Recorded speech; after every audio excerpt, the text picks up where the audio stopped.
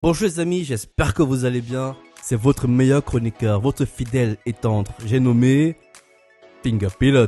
Dans votre meilleure émission, la Formule 1, on en parle les amis. Et aujourd'hui, on va débriefer du Grand Prix de Monza. On va évoquer la situation d'un pilote qui est peut-être le pilote le plus chanceux de l'histoire de la Formule 1. Il gagne à Monaco, il gagne encore à Monza. C'est deux Grands Prix nationaux. Que l'on le veuille ou pas, l'Italie est un Grand Prix national pour Charles Leclerc. A l'inverse de notre pilote, malheureux, déçu, on a l'impression que le ciel lui tombe sur la tête. Je ne vais pas nous le nommer aujourd'hui parce que ça pourrait lui porter la poisse lors du prochain Grand Prix. Mais on a quand même marre de parler de cette écurie et de ce pilote qui croit qu'un Grand Prix ou plutôt un championnat pilote se gagne dans les 5 dernières courses. Les amis, j'ai dû mettre la main dans la poche, oui. Et je cherche les mots parce que ça n'a pas été facile. J'ai dû mettre la main dans la poche pour aller chercher Franck. J'ai envoyé un jet privé parce que monsieur était tellement bien les pieds en éventail, son cigare à la main, en train d'admirer les étoiles avec son télescope couché sur la plage, qu'il a fallu pas mal de moyens pour le ramener. Mais également, j'ai su le convaincre parce que sa place était menacée suite à la dernière vidéo que je vous invite à regarder. Une vidéo de haute qualité. Les amis, Franck est de retour. Il va vous expliquer pourquoi il revient si vite alors qu'il était prévu de revenir en octobre. Bref les amis, n'oubliez surtout pas les gestes qui sauvent. On like la vidéo et surtout, on s'abonne. On s'abonne les amis. Merci. À tout de suite.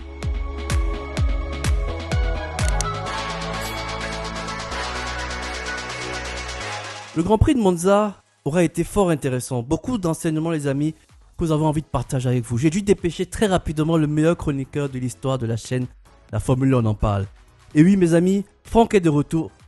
Qu'est-ce que tu fous en fait? C'est quoi ton problème?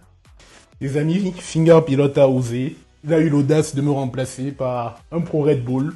Oui. Et tu connais ces gens, on sait jamais avec eux. On sait jamais, il a peut-être laissé un piège là. Il faut que je désinfecte, que j'enlève le parfum de Siegfried. C'est ça, c'est lui. Et très bon choix, hein, franchement. Je recommande sans faire de pub. Merci. Bon, nous sommes bons à attaquer là. J'ai raté quelque chose, c'est bon. Oui, je te saluais, je te disais merci d'être retour de tes congés. Est-ce que tu te sens reposé? Je me sens très reposé. J'ai fait un week-end en Italie. Une semaine avant le bon week-end pour être en Italie, à savoir Monza. Bon, j'avais pas l'argent pour payer les billets, mais bon, je m'invente une vie. Je suis rentré trop tôt, c'est plus une question d'arriver, je suis rentré trop tôt. Et franchement, waouh, j'ai bien mangé, je me suis bien revigoré. Ouais. Et en plus, tu m'as appelé en détresse, tu m'as dit, Franck, il faut qu'on parle là. Tu te sentais pas bien à côté d'un fan de Red Bull, donc je suis revenu rapidement. J'avoue que ça n'a pas été facile. En plus, il est bien plus grand de taille que moi, du coup, j'étais tout le temps en train de regarder comme ça. Ça me donne un sentiment d'infériorité. C'est grave quand Red Bull a l'air supérieur à toi, quoi. Je sais pas si tu connais ce sentiment-là. Non, mais je connais, mais plus trop dernièrement, mais on a connu ce sentiment-là où... Mais bon, là, tu vois, ils redeviennent humbles. Oui. Ils recommencent à faire des analyses tout à fait qualitatives. Qualitatives et objectives. Et objectives, surtout. Oui. Non, on les retrouve là. J'aime bien quand ils se font petits, c'est bien. Moi aussi, j'aime bien quand tu es en forme comme ça, Franck. Ça promet une émission de qualité. Toujours. Riche en humour. Toujours. Mais en objectivité. En objectivité, bien sûr. Caractéristique. C'est ton caractère. La maison ne sait pas faire autrement. On ne sait pas faire autrement. On ne sait pas faire autrement. Bah, vu que tu es en forme, je pense qu'on va commencer par les amis. Un warm-up. Un warm-up avant d'entrer dans le vif du sujet. Et ce warm-up, évidemment, sera l'entrée fracassante de Kimi Antonelli en Formule 1. Oui, les amis, Kimi Antonelli a été officialisé chez Mercedes. Avec la manière, en plus. Avec la manière. Il remplacera Lewis Hamilton à partir de 2025, les amis. Il n'aura pas attendu 2026. À peine arrivé sur la piste, lors d'une séance d'essai libre, où il remplaçait George Russell. Lui, il n'est pas là pour attendre. On a dit piste surface, il a dit hey, hold my beer, allons-y. Allons-y. Et évidemment, les amis, ça n'aura pas payé. Il aura fait à peine 3 tours, 2 tours qualif. Toto a dit qu'il a vu ce qu'il avait à voir. Il a vu ce qu'il avait à voir. Oui. 3 tours, ça suffit. Ça suffit. 3 Parce tours. qu'il a allumé un secteur. Oui. Un seul secteur. C'est suffisant. Il a dit qu'il n'avait jamais vu des débuts pareils. Oui. Et voilà. Est-ce que tu as donc l'impression que Toto Wolff, il en fait un peu trop dans sa communication? Avant de te laisser la parole, je précise quand même pour ceux qui ne connaissent pas Kimi Antonelli, c'est une saison en Formule 4, pas de saison de F3, directement promu en F2. il n'est même pas en lice pour le championnat de Ouais. Formule 2.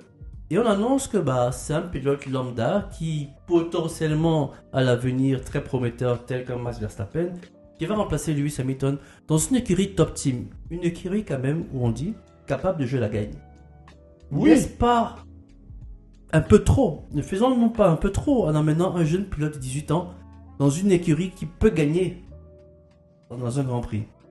Alors, pilote lambda, c'est un pilote lambda parmi les pros, mais une jeune pépite parmi ceux de sa tranche d'âge, parce qu'il a quand même 18 ans. Oui. Il a remporté toutes les séries de F4 qu'il a faites. Après, il a toujours eu le matériel d'extraterrestre, c'est-à-dire papa avait suffisamment d'argent pour qu'il ait toujours le matériel, qu'il soit toujours dans les meilleures équipes. F2, tu arrives à Prema.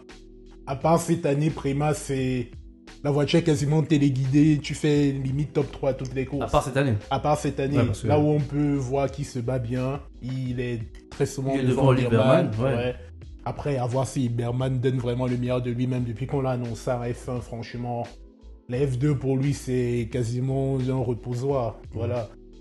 Est-ce qu'ils en font trop? J'ai envie de dire, heureusement, ils n'ont pas encore dit qu'il est meilleur qu'Hamilton. Là, je pense que c'est la seule chose que Wolff n'a pas encore dit pour le moment. C'est clair. Mais ouais, c'est terrible. Il faut monter la sauce, ça, il faut bien le Il dire. est peut-être un peu trop monté là. Après, tu perds le plus gros objet marketing de la F1 des 15 dernières années. Et quand tu vois toutes les caméras qui étaient autour de Kimi, moi je suis un peu plutôt sur F1 TV, Oui. et la personne qui est dans la pit lane, Ted Kravitz, il dit il n'a jamais vu autant de personnes depuis les débuts de Lewis Hamilton en 2007 chez McLaren à côté d'Alonso. Jamais vu autant de photographes dans une FB1.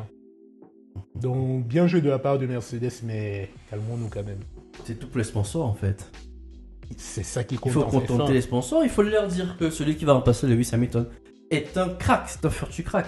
C'est ça. Ah pour l'instant, il s'en sort pas trop mal en termes de communication. Hein. Non, ils s'en sortent très bien. Moi, j'ai mis sa communication. Il a dit, je ne suis pas un remplaçant de Lewis, on ne peut pas remplacer Lewis, je suis Kimi Antonelli. Franchement, très très bien géré, mieux que Wolff pour moi, à mon avis. Mais j'attends de voir, j'ai peur que les attentes soient démesurées, tu vois. On va dire, ah, il n'a pas claqué la pole alors que il a 18 il a 18 ans, il est face à un Russell qui n'est pas le plus tendre. Des plus tendres. Donc, j'ai envie de voir Kimi Antonelli en 2025. Ça va être drôle quand même. Je me demande si ça va pas être plutôt un Logan Sargent. Ah, j'espère Alors, pas pour Mercedes. peut-être l'exemple est mal choisi. Disons un Max Verstappen, c'est-à-dire Ah oui, en je début vois ce que tu veux d'année, dire. je casse la voiture, je casse parce que je la pousse. Ouais, Ou plutôt, je me pousse. oui. Et peut-être qu'après 2-3 ans, Après, Ils Wolff seront a dit matures. qu'ils sont conscients de ce risque-là. Mhm. Ils sont prêts à l'accepter. ils sont prêts à accepter. Mais Mercedes. c'est toujours ça qu'on dit au début. Attends, quand tu vas prendre une voiture peut-être l'année prochaine, qui peut gagner le championnat constructeur? Et que comme tu as dit, Max, il a fallu 2 ans pour que déjà il termine des courses C'est ça. régulièrement. Ah, j'attends de voir. Mais pour le moment, on regarde, on applaudit. Félicitations à lui. Ok. Bah, les amis, dis-nous ce que vous pensez de l'arrivée de Kimi Antonelli en Formule 1. Êtes-vous assez mitigé face à toute, j'appelais la sauce qu'on fait face à son arrivée? Ou vous pensez tout simplement que Kimi Antonelli, c'est l'homme de la situation? Il n'y avait pas un autre homme sur la grille, ou plutôt même en Formule 2, pour remplacer un Lewis Hamilton? Parce que c'est quand même gros, un Lewis Hamilton. Hein. Je connais. C'est 8 titres, pardon, 7 titres, champion pilote. Ouais, C'est- 6 avec Mercedes. Ouais. C'est beaucoup. Mais après, tu connais mon scénario arrivé. Moi, j'aurais aimé une année de transition avec Sainz et après Antonelli pour 2026. Mais bon. Est-ce que ça, c'est un pilote de transition? Est-ce que C'est lui ça, aussi le se problème. prend pour un pilote de Non, transition? du tout pas. Je ne crois pas. Du tout pas. J'espère que Williams y réussira. Bref, les amis, on va entrer dans le sujet. Force à Ferrari, les amis. Un gros package d'évolution a été amené Ouais. ici à Monza. Et ça a marché. Ça a marché, c'était pas folichon en qualification. Ouais. Ils sont pas trop mal. Je trouve que, clairement, moi en qualif, j'ai pas eu l'impression d'une voiture très posée. Je partais même sur des a priori sur la course. J'ai un ami qui m'a dit, je parie sur une victoire Ferrari. Ouais. Il me l'a dit 3 jours avant le début du Grand Prix, pendant la semaine.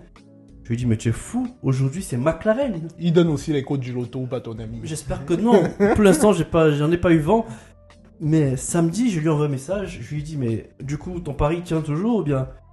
Il me dit non, en fait. Il y croit plus. Mais Ferrari ne montrait pas. C'est pas aussi dur que McLaren, quoi. C'est ça. Voire même la Mercedes, ça fait l'air d'être bien plantée également. Bien plus planté. Après Mercedes, voilà, on se fait plus d'illusions quand ça va bien le samedi. Mais après, il faut le dire, Ferrari, Monza, ils ont quasiment un budget de développement uniquement pour Monza. Ils ramènent toujours plein d'évolutions, le roi arrière uniquement pour là. Et ça a payé. Ça a très bien payé. Quelque part. Les amis, on a dit un truc quand même intéressant. Qui va aller loin? Ménage sa monture. Moi, je disais, quelque part aussi en introduction, est-ce que Charles Leclerc n'est pas un pilote chanceux? Est-ce que quelque part, il n'a pas juste bénéficié d'un Piastri qui a voulu être trop agressif lors du premier tour et qui lui a permis une ouverture de s'intercaler entre lui et Norris? Oui. Et du coup, après, il roule beaucoup dans le clean air une fois que Piastri s'était passé devant lui. Est-ce que quelque part, la victoire de Charles Leclerc, excusez-moi les tifosi, n'est pas une victoire de chance? Je ne dirais pas, on a commencé le débat en off. Et pour moi, non, c'est une victoire de maîtrise, c'est une victoire d'opportunisme, mais pas de chance. Parce que il a fait le bon départ, il s'est placé parfaitement. Bien sûr, Piastri l'a aidé sur un coup de destin. Mais derrière, toute la gestion, il s'arrête, il suit Norris aux aérostampes. Mais lui, il est capable d'aller beaucoup plus loin que Sainz dans la même voiture. Donc, il y a toute une gestion, toute une maîtrise pour avoir ce résultat-là. Mais il est vrai qu'on a l'impression qu'une fois de plus, McLaren a pris la victoire. Ils ont donné. C'est l'histoire de McLaren, en fait. On va en parler après, mais donnons d'abord à Ferrari ce qui leur revient. C'est qu'ils ont brillé devant les tifosi. Et tu sais que tu peux rater ta saison. On sait que Fred Vasseur commençait déjà à ressentir la pression. Oui, c'est clair. La direction de Ferrari n'était plus tendre. Les médias, la Gazzetta des Sports, je vous présente depuis le bestiau. Mais... Oui. Et là, quand tu gagnes Monza, tu t'achètes un peu de paix intérieur. Tout à fait. Tu peux mieux travailler. Donc ça, c'est quelque chose de couché. Et après, on verra ce que ça donnera. Mais très, très content pour Ferrari. Je me permets une parenthèse. Ouais. Quand on voit la victoire de Ferrari, on peut l'opposer quelque part à la déchéance de Red Bull. Ouais. Et là, on se dit, est-ce que Ferrari n'est pas également dans la course au championnat constructeur? Est-ce que c'est une question vraiment, les amis, qu'on peut se poser? Est-ce que Ferrari peut également prétendre au championnat constructeur? Il y a 39 points de différence quand même. Alors qu'ils il reste encore 8 Grands Prix. Alors qu'ils ont été nulle part durant tout l'été. C'est incroyable. C'est incroyable. Red Bull vraiment est en train de reculer là. Ça fait peur. Je ne suis pas... Vous connaissez ma neutralité intrinsèque. J'aime pas ce regard. Les gars, il dort avec un oreiller Hamilton, mais il est neutre. Hein. Il est neutre. Oui, évidemment. Oui. J'ai également une tasse McLaren, donc je peux me permettre de donner un oreiller Hamilton. Est-ce que quelque part Red Bull n'est pas en train de tout perdre? Et voir son pilote même. Je vais permettre la parenthèse, les amis, parce que la question c'est important. On ne peut pas répondre à la question Ferrari chez le constructeur sans parler du cas Red Bull. Aujourd'hui, la personne qui était d'habitude très calme, c'était Max, des fois on l'entendait à la radio et tout, les gars, calmez-vous, je gère et tout. Mais là, il est dans le catastrophisme depuis 2-3 Grands Prix. Mais il est toujours calme, hein. Il est calme, mais dans les médias... Qu'est-ce que vous voulez? Comment vous voulez que je gère mes pneus? Mais dans les médias, il ressent les taux se serrer au fur et à mesure. Il commence à dire que c'est pas réaliste déjà de penser gagner les 2 championnats. Et là, il commence même déjà à parler de regagner des courses. Oui. Ça fait il y a 6 Grands Prix. La dernière fois, peut-être, il faut remonter à quand il était à Toro Rosso. J'exagère, mais c'est fou de dire que... Pas. Non, j'abuse pour montrer, mais voilà. Et là, tu as Ferrari qui monte. Tout le monde dit McLaren va le gagner. Mais cette saison est tellement... Je serais même pas étonné que Ferrari, là, ils prennent Bakou. Parce que Bakou, Monza, pourquoi pas. Singapour, ils sont très bons à Singapour. Ouais. Si tu regagnes Singapour, Monza... Bakou et Bakou. Sachant que Las Vegas, franchement, ça peut aussi être pour eux. Oui. Sainz, on n'en parle jamais, mais il est toujours au moins à 1 ou 2 places de Leclerc. Il est toujours là. Il fait le taf. Il est toujours là. Sinon, il est devant même. Hein. Leclerc n'est pas dans ses meilleurs jours. C'est ça. Comment écarter Ferrari en fait du game? Moi, je sais que toi, tu n'y croyais pas trop au début. J'y crois. 39 points pour moi, ça me semble quand même un monde. ça me semble un monde quand même. Ah, C'est un monde, mais c'est pas un monde. Tu me diras, il y a une course, McLaren était à 34 points, était à 30 points. oui, Ils sont revenus à 8 à 8 en une course. en une course. Ouais. Donc, C'est vrai que le DNF n'existe plus en Formule 1. On recommence même à fantasmer d'un DNF. Pas qu'on veut que des pilotes se crachent, mais je te dis, avec un DNF dans une de ces 3 écuries, c'est moi qui fais les visuels. J'ai mis Mercedes pour... Voilà, mais en fait, Mercedes n'a rien à faire là. Non, rien à faire. C'est terminé, c'est terminé. c'est terminé depuis très Mais longtemps. un DNF entre ces 3 écuries, ça te refait la face du championnat constructeur. Totalement. Totalement. Mais est-ce qu'au final, on peut se dire que Ferrari est de retour aux avant-postes? On a quand même cette impression parce que ça fait 3 podiums consécutifs pour Charles Leclerc. Ouais. Belgique, Zandvoort et Monza. Monza. Est-ce que Ferrari est revenu aux avant-postes? Est-ce que McLaren devrait s'inquiéter de Ferrari? Est-ce que Ferrari peut être une menace potentielle pour McLaren? Peut-être pas au championnat pilote, on sait qu'ils sont assez loin. Mais est-ce qu'au constructeur, il faut vraiment en tenir compte? Est-ce qu'il faut commencer à étudier les stratégies également pour neutraliser Ferrari? Je le pense. Surtout que Ferrari, ça fait déjà 3 grands prix qu'ils montrent qu'ils ont un avantage, eux. C'est que ils peuvent pousser les pneumatiques à l'infini. C'était pareil à Zandvoort, là encore c'est le cas. Et donc, tu peux pas vraiment couvrir leur stratégie sans te mettre en danger toi-même. Et le fait que tu as plein de pilotes, ça devient resserré. Supposons Hamilton pit. Qu'est-ce que tu te dis? Tu sais que Ferrari va toujours tenter d'aller plus loin. Mais est-ce que tu donnes la track position à Hamilton? Est-ce que tu te dis je vais plus...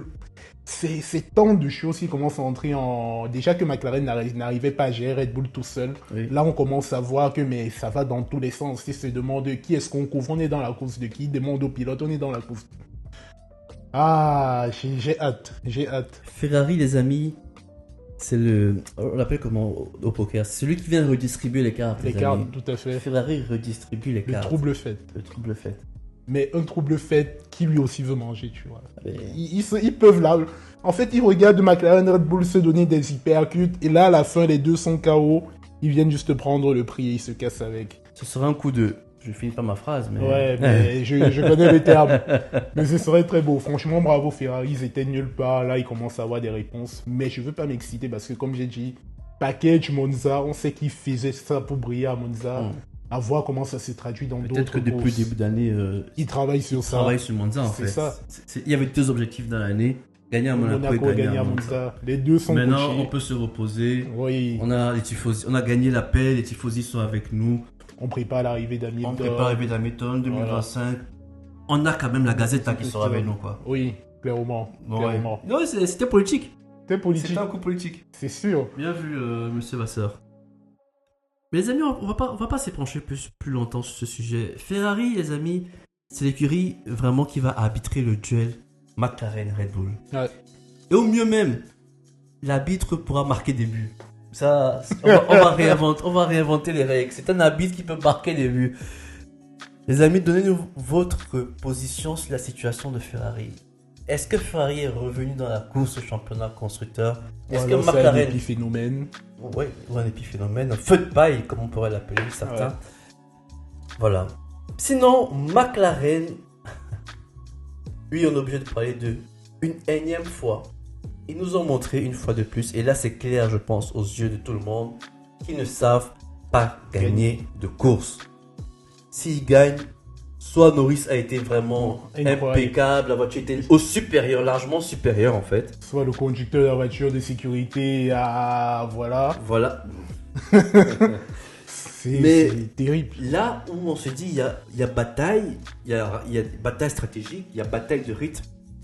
Ils ne sont pas là. Ils nous font une course catastrophique.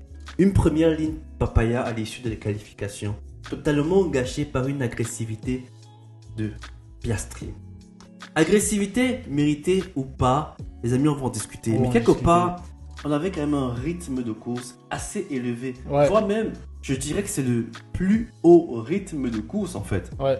Ils étaient partis pour battre le record de temps de course de Monza. C'était quelque chose dont on en parlait durant le week-end. Ils ont failli faire la course la plus rapide à Monza. Et aujourd'hui, on en a à se poser la question, comment une voiture aussi rapide, voire la plus rapide, ça parce qu'elle n'est pas arrivée première, mais elle a démontré quand même un rythme impressionnant, comment la voiture la plus rapide n'arrive pas à gagner? C'est la question que l'on se pose depuis le Grand Prix de Miami. C'est vrai. Et pour répondre à ça, je vais souvent dire quelque chose. Mon père me le disait quand il était petit, il me disait, la Formule 1, c'est pas traverser, être le plus rapide sur un tour. Oui. C'est passer le drapeau à Damien en premier. Et pour passer le drapeau à Damien en premier, tu peux sacrifier quelques dixièmes au tour pour t'économiser un arrêt. On perd 26 secondes à Monza sur un arrêt. Et Hamilton, on lui a même pas donné de chiffres. Il arrive en conférence de presse, il a dit McLaren a allé trop vite. Qui ne comprend pas pourquoi ils ont mis un rythme aussi rapide. Tout à fait. Et lui, en fait, c'est Julien Simon Chotan qui travaillait à Canal disait... Le fameux. Je vais vous montrer quelque chose de très intéressant. Il disait toujours, Monza, ne jamais faire 2 arrêts. En fait, toutes les équipes font tout pour faire un arrêt, sauf si c'est vraiment impossible. Parce que 26 secondes que tu perds, il faut t'assurer que derrière, tu peux rouler 2 secondes plus vite que tes concurrents. 26 secondes dans les stands. Voilà, 26 secondes dans les stands tout vite. Donc, valait mieux peut-être lâcher un peu de rythme pour s'assurer d'atteindre la target d'un arrêt. Ils sont pas partis là-dessus. Moi, je trouve ça un peu dommage. La photo que tu as choisie pour le visuel est quand même intéressante. Ouais. La question, c'est est-ce que nous avons 2 numéros 1 et on voit Piastri faire le chiffre 2 et Norris le chiffre 1. C'est du out of context, mais je trouvais que ça rentrait quand même bien dans ce qu'on voulait parler. C'est quand même incroyable. Ouais. Et là, on va se poser la question qu'il faut se poser au final. Est-ce que McLaren doit continuer à avoir 2 pilotes numéro 1 Ouais. Zach Brown est dans une logique d'avoir 2 pilotes numéro 1. Il a parlé de Prost et Senna en plus. Comme si il n'y avait que eux qui pouvaient gagner en fait. Voilà, c'est ça. Et c'est plus ça le monde. C'est plus Charles ça le Leclerc monde, vient de bah gagner oui. là. Bah oui. Tantôt c'est Mercedes, Non, tantôt... mais- Ce n'est plus ça la vie. Hein. Il n'y a plus 2 voitures devant qui se font la tête et les autres derrière arbitrent la course. Arbitre la course. Non. D'ailleurs, avant qu'on continue, voilà, disclaimer, parce qu'il y a quelqu'un que je connais qui nous suit beaucoup, qui lui est un fan de Piastri. On n'est pas en train de dire que Piastri a mal fait. Tu as dit qu'on allait en parler. Oui. Piastri n'a pas mal fait d'attaquer au Norris. Il a fait son travail de pilote. Mais des ordres devaient venir d'en haut pour dire il n'y a aucune raison de s'attaquer au premier tour. Je vais prendre un exemple avant de te laisser continuer. Silverstone, les 2 Mercedes sont en tête. Hamilton, il était en file indienne derrière Russell. Tu voyais qu'il n'y avait... La consigne était on ne s'attaque pas. Il n'a pas cherché à prendre d'autres virages. Pendant les 2 premiers tours, il a juste suivi Russell. Alors que premier tour, normalement, à Silverstone, tu peux dépasser 100 fois le premier. Et là, Piastri, il te tente un truc très agressif pour moi, quel que soit ce qu'on dit. Et si Norris avait voulu... qui ne serait jamais passé d'ailleurs si ce n'était pas son coéquipier, parce que tout le monde qui s'y aurait fait, je freine plus tard, déjà je te mets d'abord dans l'herbe, et en plus si tu veux prendre le virage, je t'oblige à court-circuiter la chicane. Norris était tolérant, mais pour moi c'est une erreur de McLaren. Et ils mettent Leclerc dans le game direct. Tu te rappelles, on avait titré après le Grand Prix de Hongrie, Ouais. Réveille-toi jeune Padawan. Ouais. On s'adressait à Monsieur Norris, Ouais. qui croyait s'être acheté une sorte de redevance de la part de Piastri ouais. au Grand Prix de Hongrie. Il se disait enfin Et peut-être pas que Piastri, de l'équipe aussi. de l'équipe aussi. L'équipe va enfin me mettre en position favori pour aller chercher un titre que je pourrais chercher mathématiquement parlant. Bah oui. Mathématiquement parlant. Et même c'est genre- performancement parlant. J'adore ton français. Les vacances sont passées par là. Le vocabulaire n'est pas encore revenu. Mais ça viendra. Ça viendra. Et là, rien. Piastri joue comme si on était en début de saison et que tous les coups sont permis. Il faut s'affirmer pour savoir qu'il est pilote numéro 1. Et là, je me pose la question, est-ce que, au risque même de perdre Piastri, il ne faudrait pas trancher tout de suite là? Déjà, ils vont pas perdre Piastri parce que pour moi, ce serait le bon sens d'aller voir Piastri et lui dire mon gars, tu es 44 points derrière Norris, tu es 44 plus 64, allez, 128 points, je suis pas bon en calcul. Non, je suis très bon en calcul. Derrière Max, je dis des chiffres comme ça. 120 points derrière Max minimum. Gars, lâche le 100 points derrière Max minimum, tu lui dis lâche quand même. Là même si tu peux être mathématiquement encore champion, comprends qu'on avantage Norris, c'est pas contre toi, c'est du fait que... C'est l'écurie. Oui, c'est l'écurie qui doit parler. Roule pour une écurie. Ouais. L'écurie est censée être au-dessus du pilote. Ouais. Aujourd'hui, il n'est pas en train de jouer un championnat. Ouais. Il faut pas qu'on se mente. À part si Max fait des DNF, il n'est pas en train de jouer un championnat. Ça tiendrait du miracle. Ça tiendrait du miracle qu'il dépasse Norris au championnat Ah bah oui. et qu'il dépasse Passe en Max. plus Max Verstappen.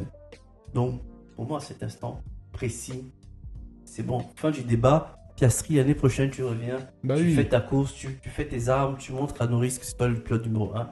Aujourd'hui, grâce à vous deux, on peut jouer un titre. Ouais, 2 titres, 2 cheats. constructeur et pilote. Alors, joue le jeu de l'équipe.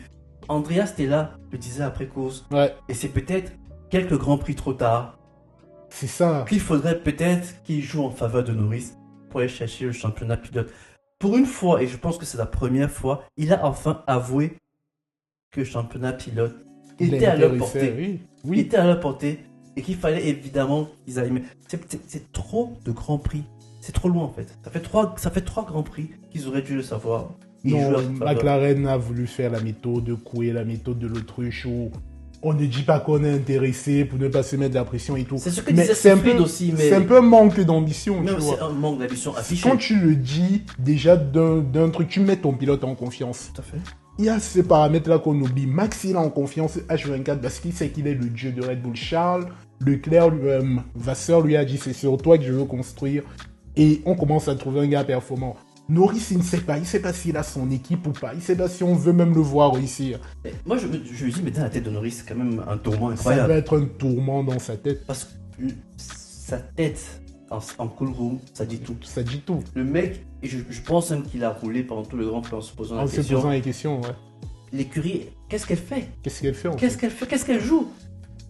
Qu'est-ce qu'elle joue? C'est Est-ce que c'est incompréhensible. Alpine? Nous sommes venus faire figure. Ouais. Ah, la blague était facile. La Les blague fans était d'Alpine, je facile. m'excuse, mais Ouais. c'est facile de le dire. Est-ce qu'ils sont venus juste faire figuration? Se dire on roule en portant les couleurs de McLaren avec des logos Google qui changent de visu tout le temps? Et Et même puis c'est tout. d'un point de vue marketing, d'un point de vue écurie, le championnat constructeur, c'est gonfler les épaules, mais de façon personnelle. Tu vois, personne ne se souvient des championnats, des champions constructeurs. Mais pour autant, je peux te citer facilement tous les champions pilotes des années 2000 à 2000. C'est ça qui vend, en fait. C'est ça qui vend. Exactement. Quand ton pilote est champion, c'est ça qui braque les caméras sur toi. Le championnat constructeur te donne de l'argent, mais l'argent du marketing est toujours plus que l'argent qu'on te donne comme ça. Je comprends pas McLaren, c'est un choix mais incompréhensible. Pour une fois, je partage l'avis de Will Buxton. Ils savent pas, personne ne comprend ce qu'ils font. Personne. Pour ceux qui n'ont pas suivi justement son avis, Will Buxton ne comprend pas ce que McLaren est en train de faire depuis quelques grands prix. Ouais. Pour lui, McLaren devait trancher très rapidement. Ils ont évoqué même que peut-être qu'il existerait dans le contrat de Piastri. d'Oscar Piastri Ouais. une clause qui dirait qu'il n'a Pas le statut de numéro il 2. n'a pas le statut numéro 2, Ouais. qu'il y aura toujours deux pilotes numéro 1 et qu'on pourrait peut-être pas lui demander de laisser passer Norris en course pour l'avantager d'une certaine façon. Après, Bon, ne c'est pas des dire- spéculations, machin, Bah mais oui. un contrat c'est un contrat. On On, sait combat- que- Bah oui. on en discute. Bah oui, surtout Parce qu'on est une qu'il n'est pas en voiture. train de jouer quoi que ce soit là. Surtout que la Il est McLaren. plutôt en train d'énerver même les fans de McLaren. C'est ça. Ils Il se peuvent met perdre à leur fan. dos les fans de Ils McLaren. peuvent perdre leur fan. Parce que les fans, c'est l'incompréhension C'est générale. l'incompréhension. Générale. McLaren est bien plus vieille que le pilote. Bah oui. Et là, McLaren peut mettre de la pression sur Piastri en disant on te le demande, tu vas faire quoi? Tu vas lâcher l'équipe qui gagne toutes les courses maintenant? Voilà. Tu dis, gars, là tu deviens numéro 2, on mise tout sur Norris. S'il y a des victoires, on peut te les laisser. Tu vas jamais les laisser si tu prends cette décision. Mais tu ne lui dis pas. Mais là, je ne comprends pas. On ne sait pas de quoi l'avenir fait en F1. Est-ce que demain même on dirait 2020, Piastri- je finis. Oh, vas-y, excuse-moi. 2025, Ferrari pond peut-être un bolide où Red Bull se reprend. Les deux championnats ne sont pas apportés, par exemple. 2026, tout le monde en parle. Mercedes peut arriver avec un moteur de fusée. Ils prennent les 5 prochains championnats jusqu'à 2030. Ouais.